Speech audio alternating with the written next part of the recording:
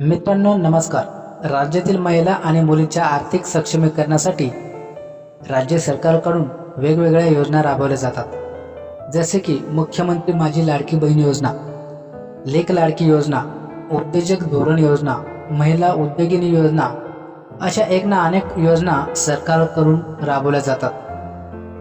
आता मुंबईतील प्रसिद्ध सिद्धिविनायक मंदिर ट्रस्टने मुलींसाठी नवीन योजना आणली आहे।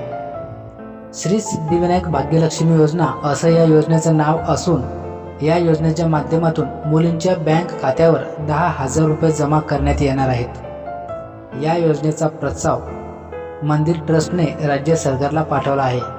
आज आपण या योजनेची अधिक माहिती जाणून घेऊया। तर मित्रांनो बघा, मुलींच्या जन्मास प्रोत्साहन देणे, त्यांच्या शिक्षणासाठी आर्थिक मदत करणे, मुलींच्या सक्षमीकरणासाठी प्रयत्न करणे या उद्देशाने केंद्र व राज्य शासनाच्या स्तरावरून लेक वाचवा लेकीला शिकवा या स्वरूपाच्या धोरणाला श्री सिद्धिविनायक गणपती मंदिर न्यासाचाही हातभार लागावा या हेतूने महाराष्ट्रातील शासकीय रुग्णालयात जन्मास आलेल्या बालिकांच्या नावाने 10,000 रुपयांचे फिक्स डिपॉझिट स्वरूपात त्यांच्या मातेच्या खात्यावर ठेवण्याबाबतची योजना प्रस्तावित करण्यात आली आहे। या योजनेच्या अंतर्गत 8 मार्चला जन्मलेल्या मुलींच्या नावाने 10,000 रुपयांची मुदत ठेव केली जाणार आहे। लेक वाचवा व लेक शिकवा या मोहिमेला प्रोत्साहन देण्यासाठी ट्रस्टकडून हा निर्णय घेण्यात आला आहे। आता सरकारच्या मान्यतेची प्रतीक्षा आहे। सिद्धिविनायक ट्रस्टचे अध्यक्ष सदा सरवणकर यांनी सांगितले की सिद्धिविनायक न्यायाच्या उत्पन्नात भरघोस वाढ झाली आहे। सरत्या आर्थिक वर्षात ट्रस्टला 133 कोटींचं उत्पन्न मिळाले।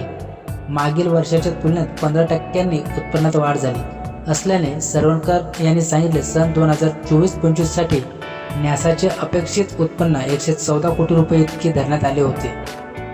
आशीर्वचन पूजा देणगी, लाडू व नारळवडी या संदर्भात विश्वस्त व प्रशासन यांच्या नियोजनामुळे उत्पन्न रुपये 114 कोटीवरून 133 कोटीच्या घरात गेले आहे।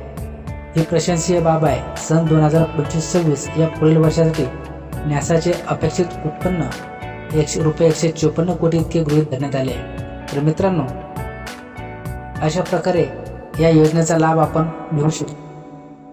तर व्हिडिओ जर आवडला असेल तर आपल्या चॅनलला लाईक, शेअर आणि सबस्क्राईब करायला विसरू नका। धन्यवाद।